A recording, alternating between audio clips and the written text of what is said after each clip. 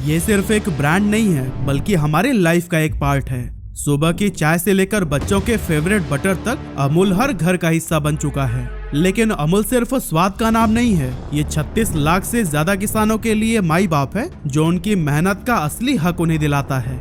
वैसे तो इस ब्रांड को शुरू करने की नौबत ही इसलिए आई थी क्योंकि किसान पॉल्सन जैसी कंपनियों के एक्सप्लॉयटेशन से इतने परेशान थे कि जान तक देने को मजबूर हो गए थे। लेकिन फिर किस तरह से गुजरात के आनंद गांव से एक रिवोल्यूशन शुरू हुआ जिसने न सिर्फ इन किसानों की किस्मत बदली बल्कि पूरे भारत को एक नई पहचान दिलाई। आज का ये वीडियो भी आपको लेकर जाएगा उसी क्रांति के सफर पर। और हाँ, अमूल गर्ल की कहानी सुनी है आपने? नहीं ना? तो फिर चलिए सब कुछ शुरू करते हैं।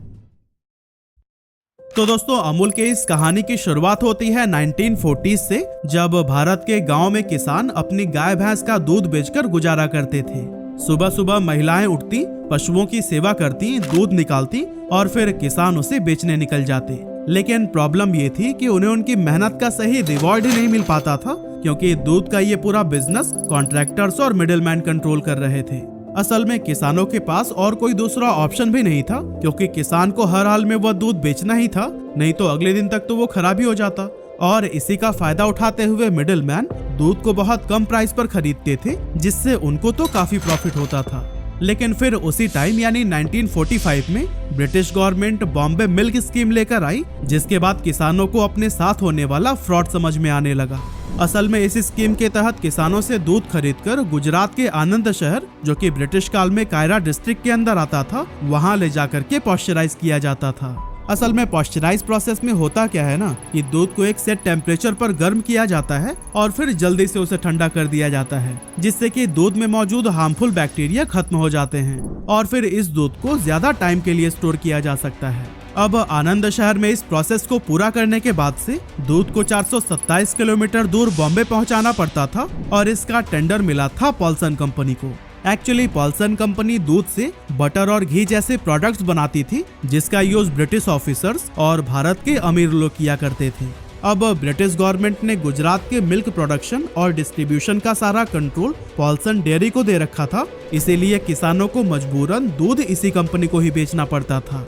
हालात तो इतनी खराब थी कि अगर मार्केट प्राइस 5 रुपए पर लीटर था ना तो फिर किसानों को सिर्फ 1 या 2 रुपए पर लीटर में दूध बेचना पड़ता था। ये पूरी तरह से एक तरफा सौदा था क्योंकि किसानों के पास ना तो कोई नेगोशिएशन पावर थी और ना ही कोई दूसरा खरीदार। और दोस्तों, यह एक्सप्लॉयटेशन यहीं पर खत्म नहीं होता था। किसानों को अपना दूध कलेक्शन सेंटर तक पहुंचाने का खर्चा भी खुद ही उठाना पड़ता था और अगर क्वालिटी में थोड़ी भी कमी निकली तो फिर पेमेंट ही नहीं दिया जाता था, जिसके चलते कायरा डिस्ट्रिक्ट के किसानों की हालत बद से बदतर होती जा रही थी और बहुत सारे फार्मर्स आत्महत्या करने को मजबूर हो गए। अब जब किसानों के ये परेशानियां हद से ज्यादा बढ़ गई तो उनका गुस्सा फूट पड़ा और वह अपनी शिकायत लेकर पहुंचे त्रिभुवन दास पटेल के पास। त्रिभुवन दास पटेल उस समय कायरा जिले के एक रिस्पेक्टेड लीडर थे जो हमेशा किसानों के अधिकार के लिए आवाज उठाते थे। ऐसे में जब किसानों ने अपनी परेशानी उनके सामने रखी तो फिर वो उन्हें अपने साथ लेकर कांग्रेस के बड़े नेता सरदार वल्लभ भाई पटेल के पास पहुंचे। असल में सरदार वल्लभ भाई पटेल को किसानों का मसीहा माना जाता था। अब उनके पास भले ही कोई सरकारी पद नहीं था लेकिन उनकी बात पूरे देश में सुनी जाती थी, यहाँ तक कि उनके नाम से ही अंग्रेजों के पसीने छूट जाते थे। सरदार पटेल ने किसानों को समझाया कि आप सभी किसानों को एकजुट होना पड़ेगा और एक कोऑपरेटिव कमेटी बनानी होगी। इसका मतलब ये था कि अब किसान खुद अपनी डेयरी चलाएंगे, वो खुद मिल्क का कलेक्शन और डिस्ट्रीब्यूशन करेंगे और इस पूरे प्रोसेस में कोई मिडिलमैन नहीं होगा जिससे कि पूरा प्रॉफिट किसानों के बीच ही बांटा जाएगा। सरदार पटेल ने उन्हें यह भी समझाया कि अगर वो मिलकर काम करेंगे तो फिर वो पॉल्सन को बाईपास करके अपना दूध सीधे बॉम्बे के मिल्क डिवीजन को भेज सकते हैं। और फिर इस मिशन को पूरा करने के लिए उन्होंने कांग्रेस के एक बड़े नेता और स्वतंत्रता सेनानी मोरारजी देसाई को खेड़ा जिले में भेजा। जी हाँ, वही मोरारजी देसाई जो आगे चलकर भारत के प्राइम मिनिस्टर भी बनाए गए। सरदार पटेल ने मोरारजी से कहा कि अगर जरूरत पड़े तो किसानों के लिए स्ट्राइक करवाने से भी पीछे नहीं हटना। और फिर इस तरह से कायरा डिस्ट्रिक्ट, जिसे खेड़ा के नाम से भी जाना जाता था, वहां आने के बाद से मोरारजी देसाई ने 4 जनवरी 1946 को समरखा गांव में एक मीटिंग रखी जिसमें डिसाइड किया गया कि जिले के हर गांव में एक कोऑपरेटिव कमेटी बनाई जाएगी और किसान सिर्फ उसी को ही अपना दूध बेचेंगे। यहाँ तक कि किसी भी कंपनी या खुद ब्रिटिश गवर्नमेंट को भी अगर दूध खरीदना होगा तो उन्हें इस कमेटी से एग्रीमेंट करना पड़ेगा और अगर वो ऐसा नहीं करते हैं तो उन्हें दूध नहीं मिलेगा। अब जैसा कि सबको उम्मीद थी, ब्रिटिश गवर्नमेंट को किसानों का ये बदला रूप बिल्कुल पसंद नहीं आया। उन्होंने स्ट्रिक्टली इस तरह की किसी भी कोऑपरेटिव कमेटी को अप्रूवल देने से साफ इनकार कर दिया। लेकिन इस बार किसानों ने भी ठान लिया था कि अब वो इस अन्याय को नहीं सहेंगे। इसीलिए उन्होंने हड़ताल करते हुए दूध की पूरी सप्लाई बंद कर दी। ब्रिटिश गवर्नमेंट ने भी इस आंदोलन को कुचलने के लिए हर संभव कोशिश की। किसानों को डराने धमकाने के लिए उन पर झूठे मुकदमे दायर किए गए, लेकिन किसानों की एकता इतनी मजबूत थी कि उन्होंने हर धमकी का डटकर सामना किया। हड़ताल को 15 दिन बीत गए और इस बीच दूध की सप्लाई रुकने की वजह से सरकार की बॉम्बे मिल्क स्कीम पूरी तरह से फेल होने लगी। दूध की भारी किल्लत की वजह से ब्रिटिश गवर्नमेंट पर दबाव बढ़ता गया और फिर आखिरकार उन्हें किसानों की शर्तें माननी पड़ी। वैसे इस बीच फार्मर्स को भी काफी लॉस हुए थे, लेकिन उन्होंने हिम्मत बनाए रखी और इस प्रोटेस्ट में जीत हासिल की। इसके बाद जून 1946 को Kaira district cooperative milk producers union limited की स्थापना हुई और इसके 6 महीने बाद यानी 19 दिसंबर 1946 को इसे फॉर्मली रजिस्टर किया गया। इतना ही नहीं, 1948 तक इस कोऑपरेटिव कमेटी ने बॉम्बे मिल्क स्कीम के लिए दूध को पॉस्चराइज करना भी शुरू कर दिया था। त्रिभुवन दास पटेल ने ये इंश्योर किया कि इस कोऑपरेटिव का फायदा हर किसान तक पहुंचे, चाहे उनकी जात, धर्म या फिर फाइनेंशियल कंडीशन कैसे भी हो। इस विजन को सही तरीके से इम्प्लीमेंट करने के लिए त्रिभुवन दास जी ने एक 3 टायर स्ट्रक्चर डिजाइन किया। पहला, गांव में डेयरी कोऑपरेटिव बनाई गई जहां दूध को इकट्ठा किया जाता था और उसकी क्वालिटी की जांच की जाती थी। इसके बाद से दूध को पॉस्चराइज किया जाता और लीक प्रूफ पैकेजिंग में पैक करके ट्रांसपोर्ट फ्रेंडली बनाया जाता। और फिर सबसे ऊपर एक स्टेट फेडरेशन बनाई गई जो कि मार्केटिंग और डिस्ट्रीब्यूशन का काम संभालती थी। 1948 के अंत तक करीब 432 किसान इस कोऑपरेटिव का हिस्सा बन चुके थे और हर दिन करीब 5000 लीटर दूध की सप्लाई हो रही थी। अगले कुछ ही सालों में किसानों की संख्या और दूध का प्रोडक्शन कई गुना हो गया। हालात ऐसी हो गई थी कि बॉम्बे मिल्क स्कीम भी इस दूध को एब्जॉर्ब नहीं कर पा रही थी। ये प्रॉब्लम सर्दियों में और भी ज्यादा बढ़ जाती थी, क्योंकि भैंस इस सीजन में गर्मियों के मुकाबले 2.5 गुना ज्यादा दूध देती है। और अब हैवी प्रोडक्शन और लो कंजप्शन की वजह से किसान इतने परेशान रहने लगे कि उन्होंने फिर से औने पौने दामों में बिचौलियों को अपना दूध बेचना शुरू कर दिया। और अब सबसे बड़ा चैलेंज था कि इतने सारे एक्स्ट्रा दूध का किया क्या जाए। लेकिन तभी इस प्रॉब्लम का सलूशन लेकर आए डॉक्टर वर्गीस कुरियन, जिन्हें कि हम प्यार से मिल्क मैन ऑफ इंडिया भी कहते हैं। डॉक्टर कुरियन एक विजनरी इंसान थे जिन्होंने 1949 में अमेरिका से मैकेनिकल इंजीनियरिंग में मास्टर्स की डिग्री कंप्लीट की थी। पढ़ाई खत्म हो जाने के बाद से उन्हें सरकार ने गुजरात के आनंद में एक सरकारी डेयरी में काम करने के लिए भेजा। अब शुरुआत में तो डॉक्टर कुरियन इस असाइनमेंट से खुश नहीं थे, लेकिन यही उनकी मुलाकात हुई त्रिभुवन दास पटेल से। और फिर जब त्रिभुवन दास ने डॉक्टर कुरियन को किसानों की परेशानियां समझाई तो वह तुरंत समझ गए कि अगर दूध की बर्बादी रोकनी है और किसानों को फायदा पहुंचाना है तो सिर्फ दूध को बेचने से काम नहीं चलेगा। इसीलिए उन्होंने एक्स्ट्रा दूध से बटर, कंडेंस्ड मिल्क और मिल्क पाउडर बनाने का आइडिया दिया। ऐसा करने से दूध को न केवल लंबे समय तक स्टोर किया जा सकता था, बल्कि उसकी मार्केट वैल्यू भी कई गुना बढ़ाई जा सकती थी। अब दोस्तों, बटर बनाना तो आसान था, लेकिन मिल्क पाउडर के साथ एक बड़ी प्रॉब्लम यह थी कि आमतौर पर मिल्क पाउडर गाय के दूध से बनाया जाता था, जबकि गुजरात में किसानों के पास ज्यादातर भैंस का दूध था और भैंस के दूध से मिल्क पाउडर बनाने के लिए उनके पास कोई टेक्नोलॉजी मौजूद नहीं थी। लेकिन डॉक्टर कुरियन ने यहाँ भी हार नहीं मानी। उन्होंने अपने दोस्त हरिचंद मेघा दलाया, जो मिशिगन से डेयरी टेक्नोलॉजी में मास्टर्स कर चुके थे, उनसे मदद मांगी। और फिर हरिचंद दलाया ने अपनी एक्सपर्टाइज का इस्तेमाल करते हुए दुनिया का पहला बफेलो मिल्क स्प्रे ड्रायर तैयार किया। ये एक बड़ी टेक्निकल सक्सेस थी जिसने पहली बार भैंस के दूध से मिल्क पाउडर बनाने का रास्ता खोल दिया था। ये इनोवेशन न केवल किसानों के लिए एक वरदान साबित हुआ, बल्कि इसने डेयरी इंडस्ट्री में भारत को एक नई पहचान दिलाई। और फिर 31 अक्टूबर 1955 को सरदार पटेल के जन्मदिन पर इस कोऑपरेटिव सोसाइटी ने अपना पहला मिल्क प्लांट खोला, जो कि इंडिया ही नहीं बल्कि पूरे एशिया का सबसे बड़ा मिल्क प्लांट था, क्योंकि इसकी डेली कैपेसिटी 1 लाख लीटर दूध प्रोसेस करने की थी। अब जब ये तय हो गया कि इस कोऑपरेटिव में किसानों के दूध से अलग अलग तरह के डेयरी प्रोडक्ट्स बनाए जाएंगे, तो फिर इन प्रोडक्ट्स के पहचान के लिए एक ब्रांड नेम की भी जरूरत महसूस हुई। और फिर इसके लिए नाम सिलेक्ट किया गया अमूल। लेकिन सवाल उठता है कि अमूल ही क्यों? इस नाम के पीछे दो बड़ी वजह थी। पहली वजह ये थी कि अमूल शब्द संस्कृत के अमूल्य शब्द से आया है, जिसका मतलब होता है प्राइसलेस यानी कि अनमोल, और ये नाम दूध और बाकी डेयरी प्रोडक्ट्स के असली मूल्य को दर्शा रहा था। और दूसरी वजह थी कि अगर आप आनंद मिल्क यूनियन लिमिटेड का शॉर्ट फॉर्म निकालेंगे तो फिर वो भी अमूल ही बनता है।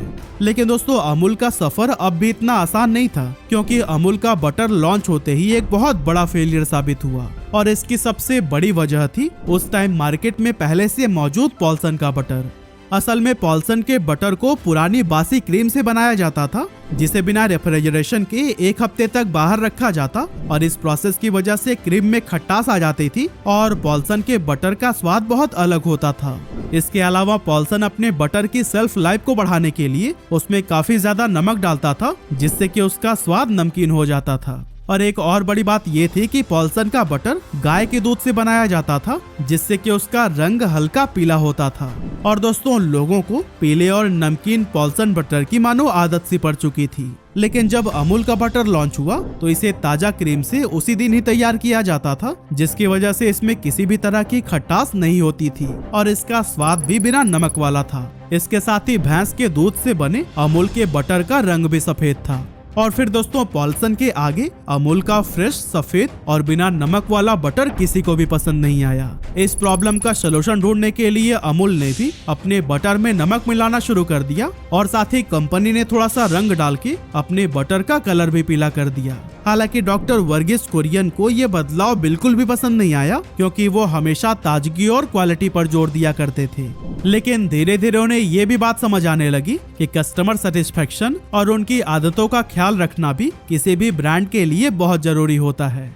इन बदलाव के बाद से अमूल का बटर धीरे धीरे लोगों के बीच में पॉपुलर होने लगा, और अमूल ने पॉल्सन को न केवल टक्कर दी बल्कि उसकी जगह ही छीन ली। लेकिन दोस्तों, अमूल की सफलता के पीछे सिर्फ फार्मर्स और डॉक्टर वर्गीस कुरियन का हाथ नहीं था, बल्कि एक प्यारी सी लड़की भी थी, जिसे कि हम अमूल गर्ल के नाम से जानते हैं। जी हाँ, वही डॉटेड फ्रॉक वाली लड़की जिसे आपने अमूल प्रोडक्ट्स के पैकेट पर जरूर देखा होगा। एक्चुअली जब अमूल का ब्रांड नेम तय हुआ था उस समय इसकी कोई ठोस आइडेंटिटी नहीं थी, लेकिन इस कमी को पूरा किया अमूल गर्ल ने, क्योंकि वो सिर्फ अमूल की पहचान ही नहीं बनी बल्कि इंडियन एडवर्टाइजिंग हिस्ट्री में अमर हो गई। क्योंकि 1966 में शुरू हुआ ये कैंपेन आज भी जारी है और इसे दुनिया के सबसे लंबे समय तक चलने वाले एडवर्टाइजिंग कैंपेन्स में गिना जाता है। और इतना ही नहीं, इस कैंपेन का नाम गिनीज वर्ल्ड रिकॉर्ड्स में भी दर्ज है। लेकिन सवाल यह है कि अमूल गर्ल ही इस ब्रांड की आइडेंटिटी क्यों बनी? असल में इस आइकॉनिक कैरेक्टर का जन्म पॉल्सन की बटर गर्ल के जवाब में हुआ था। उस टाइम पॉल्सन बटर की पहचान एक प्यारी सी लड़की थी जिसे वो बटर गर्ल कहा करते थे। डॉक्टर वर्गीस कुरियन और उनकी टीम ने सोचा कि अगर पॉल्सन अपनी बटर गर्ल के जरिए पहचान बना सकता है तो फिर अमूल इसी कॉन्सेप्ट को ही अपनाकर इससे बेहतर कर सकता है। और तभी एडवर्टाइजिंग प्रोफेशनल सिल्वेस्टर दा कुन्हा और उनकी टीम ने अमूल गर्ल का आइडिया पेश किया, और फिर यहीं से शुरू हुआ अटरी बटरी एडवर्टाइजिंग कैंपेन। पॉल्सन की बटर गर्ल के मुकाबले अमूल गर्ल ने सिर्फ प्रोडक्ट नहीं बल्कि हर रोज की घटनाओं और मुद्दों को मजेदार और रिलेवेंट तरीके से पेश किया। अरे, जज्बातों में बहकर हम कहानी में थोड़ा सा आगे आ गए, लेकिन चलिए 1970s में हम वापस चलते हैं, जब अमूल की सफलता ने गुजरात में मानो क्रांति ला दी थी। हर जिले में इसी तरह के यूनियन बनने लगे जो कि दूध के व्यापारियों को सीधे जोड़ते थे। लेकिन डॉक्टर वर्गीस कुरियन को जल्दी समझ आ गया कि अगर ये सारे जिले अपना अपना ब्रांड बनाकर एक दूसरे के साथ में ही कंपटीशन करने लगे तो फिर इससे सबको नुकसान होने लगेगा। और फिर इसी प्रॉब्लम का ही सलूशन निकालने के लिए 1973 में सरकार ने Gujarat cooperative milk marketing federation की स्थापना की। इस फेडरेशन ने सभी जिलों के यूनियन को एक साथ जोड़कर अमूल के ब्रांड नेम के तहत काम करने का मौका दिया। इसके कुछ सालों के बाद से पॉल्सन, जो कभी इंडियन मार्केट में बटर किंग था, धीरे धीरे कमजोर होने लगा, और इसके पीछे की बड़ी वजह थी गवर्नमेंट की पॉलिसीज। असल में सरकार ने फैसला किया कि डेयरी इंडस्ट्री को पूरी तरह से कोऑपरेटिव ऑर्गेनाइजेशंस के जरिए ऑपरेट किया जाएगा। लेकिन इस नई पॉलिसी का सबसे बड़ा असर प्राइवेट कंपनीज पर पड़ा, खास करके पॉल्सन के ऊपर। पॉल्सन इन नए रूल्स के साथ में एडजस्ट नहीं कर पाई और आखिरकार उसे अपना बिजनेस बंद करना पड़ा। इसी दौरान डॉक्टर वर्गीस कुरियन ने इंडिया में ऑपरेशन फ्लड की शुरुआत की, जिसे कि व्हाइट रिवॉल्यूशन के नाम से भी जाना जाता है। ये दुनिया का सबसे बड़ा डेयरी डेवलपमेंट प्रोग्राम था, जिसके तहत गांव से दूध को कलेक्ट करके देश के अलग अलग हिस्सों में सप्लाई किया जाने लगा। ये इनिशिएटिव इतना सक्सेसफुल रहा कि इंडिया दुनिया का सबसे बड़ा मिल्क प्रोड्यूसर बन गया। और दोस्तों, अमूल ने न सिर्फ किसानों को आर्थिक रूप से मजबूत बनाया, बल्कि कस्टमर्स तक भी फ्रेश और हाई क्वालिटी डेयरी प्रोडक्ट्स पहुंचाए। इस बीच अमूल अपने प्रोडक्ट पोर्टफोलियो का भी लगातार एक्सपेंशन करता जा रहा था। जैसे कि 1980s में अमूल ने चीज और आइसक्रीम के सेगमेंट में भी कदम रखा, जिससे कि इसकी रीच और भी ज्यादा बढ़ गई। अमूल की पॉपुलैरिटी 80s और 90s में इतनी ज्यादा हो चुकी थी कि इसके नकली प्रोडक्ट्स भी मार्केट में आने लगे थे, क्योंकि कई सारे स्कैमर्स ने खराब क्वालिटी के प्रोडक्ट्स पर अमूल का लेबल लगाकर बेचना शुरू कर दिया।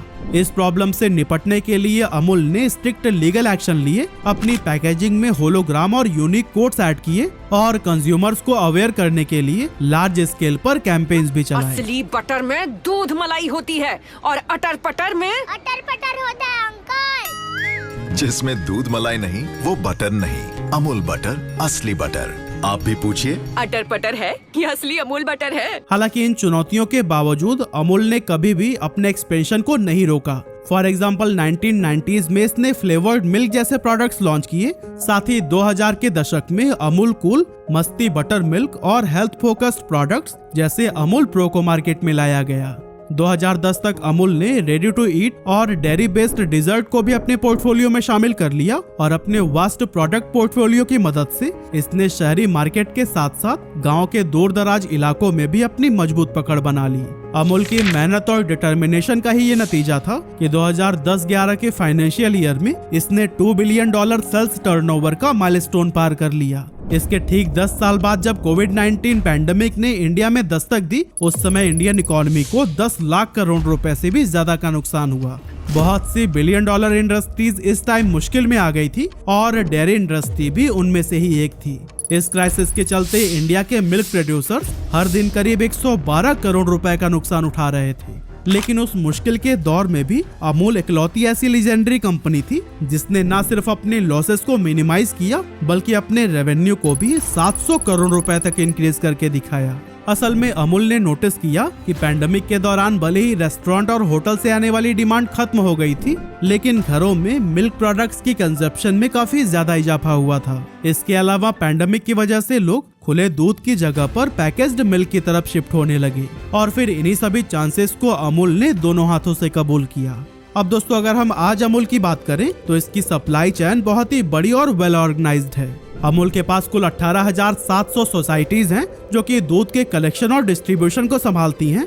साथ ही 5,000 मिल्क टैंकर्स हर दिन 200 चिलिंग स्टेशंस तक दूध पहुंचाते हैं। इसके अलावा 10,000 डिस्ट्रीब्यूटर्स हैं जो कि अपने अपने एरिया में प्रोडक्ट को रिटेलर्स तक, और 1 मिलियन से भी ज्यादा रिटेलर्स हैं जो कि अमूल प्रोडक्ट को कंज्यूमर्स तक पहुंचाते हैं। आज अमूल के साथ 36 लाख से भी ज्यादा किसानों का डायरेक्ट कनेक्शन है और ये भारत के अलावा 50 से भी ज्यादा देशों में अपने डेयरी प्रोडक्ट्स को एक्सपोर्ट कर रहा है। लेकिन दोस्तों, अंत में बस मैं यही कहना चाहता हूँ कि अमूल सिर्फ एक डेयरी ब्रांड नहीं है, बल्कि उन लाखों किसानों की मेहनत और संघर्ष की कहानी है जो अपने और अपने परिवार के भविष्य को बेहतर बनाने के लिए हर दिन मेहनत करते हैं।